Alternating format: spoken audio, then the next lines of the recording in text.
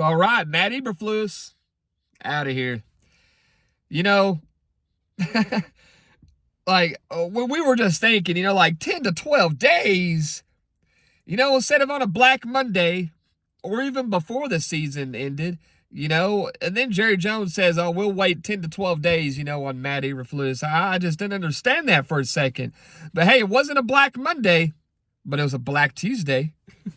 So he's gone, and I already know, Cowboys fans are going to be searching around. There's one guy I want, and it's not Brian Flores. It's not Raheem Morris. It's not Al Harris. I mean, we know Al Harris. There's Matt Patricia, and I know there's Cowboys fans that want Rex Ryan.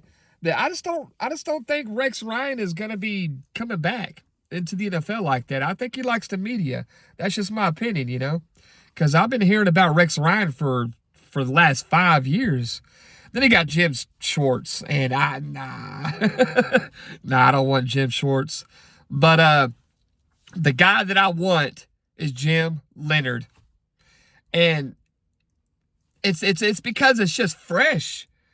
That Denver Broncos defense is, they played lights out this year or this season, and he's not the defensive coordinator, but he's a defensive backs coach, defensive passing game. He was the assistant head coach, and in Wisconsin, he was the defensive coordinator, and he was an interim head coach, at one point.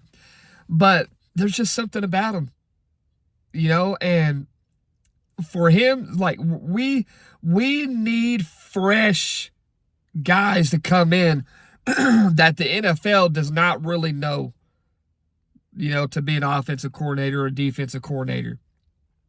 Don't bring these same old defensive coordinators that's been in the league for so long, when so many teams know, what these coordinators are going to be doing, half of the time.